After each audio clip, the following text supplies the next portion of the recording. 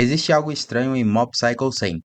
Ele parece um anime sobre batalhas sobrenaturais, mas no fundo nunca foi sobre poderes. Foi sobre um garoto tentando descobrir quem ele é. Shigeo Kageyama é provavelmente um dos personagens mais fortes dos animes modernos, mas também é um dos mais frágeis emocionalmente, porque quanto mais poder ele possui, menos humano ele acredita ser. No início da história, Shigeo Kageyama, mais conhecido como Mob, vive quase como uma máquina. Ele fala pouco, não expressa emoções, não reage, não se conecta a nada, e isso não acontece porque ele é frio.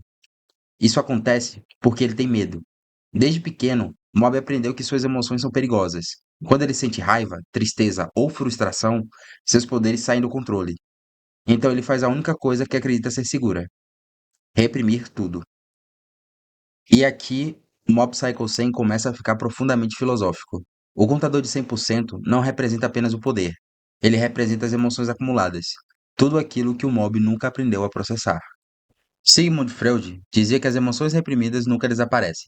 Elas apenas retornam de formas mais destrutivas. E é exatamente isso que acontece com o Mob. Quanto mais ele tenta controlar quem é, mais perigoso ele se torna. Existe também um conflito muito próximo com as ideias de Friedrich Nietzsche. Nietzsche acreditava que negar sua própria natureza era uma forma de enfraquecimento humano, e Mob faz isso constantemente. Ele acredita que seus poderes tornam ele diferente, menos humano, menos normal. Então ele tenta esconder aquilo que ele realmente é, como se precisasse se tornar pequeno para merecer ser amado. E então ele encontra o personagem mais importante da vida dele, Arataka Heigen. Heigen é um mentiroso, um charlatão, um adulto completamente perdido. Mas, ironicamente, é ele que ensina as coisas mais humanas para o Mob, o valor humano além do talento. Heigen nunca trata o Mob como um deus. Ele lembra constantemente: seus poderes são só uma característica, nada mais. Isso muda completamente a visão de mundo dele, porque pela primeira vez, alguém mostra que habilidade não define o valor humano. Isso conversa muito com Aristóteles. Para Aristóteles, a virtude não nasce pronta, ela é construída através de hábitos. E Mob começa exatamente isso: construir a si mesmo, não através de poder, mas através de esforço, disciplina, bondade e coragem. O maior dilema da série não é Mob vai ficar mais forte, mas a verdadeira pergunta é: quem é o Mob além dos poderes? Por isso o clube de musculação é tão importante. Ali o Mob encontra algo que ele nunca teve: crescimento humano genuíno. Jean-Paul Sartre dizia que o ser humano não nasce com uma essência pronta. Nós nos construímos através das nossas escolhas. E pela primeira vez, Mob escolhe evoluir como pessoa. Não como alguém especial, não como uma arma, mas como alguém comum. Ele poderia resolver tudo com poderes, mas escolhe o caminho mais difícil, porque músculos, amizades e confiança não podem ser obtidos instantaneamente. Eles precisam ser conquistados. Mas existe uma parte do Mob que continua escondida, a parte que ele nunca conseguiu aceitar.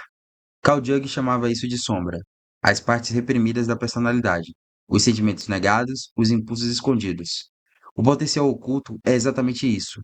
Não é apenas a versão mais forte dele, é o colapso emocional de alguém que passou a vida inteira fugindo de si mesmo. E é por isso que a evolução do Mob é tão poderosa, porque ele não cresce ao ganhar novos poderes.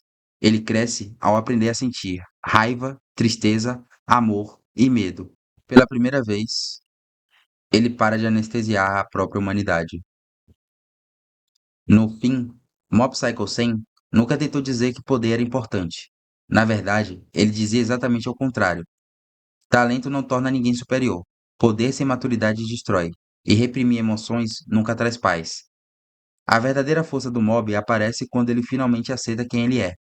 Existe até uma conexão interessante com o estoicismo. Muitas pessoas confundem o estoicismo com a ausência emocional, mas os filósofos estoicos defendiam algo completamente diferente. Que o estoicismo é entender as emoções sem ser controlado por elas. E é exatamente isso que o Mob aprende.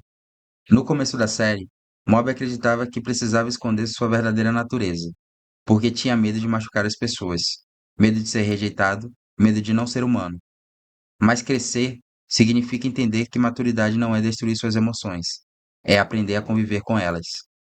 Mob Psycho 100 fala sobre fantasmas, poderes sobrenaturais, batalhas absurdas mas no fundo é uma história sobre alguém aprendendo a aceitar a si mesmo.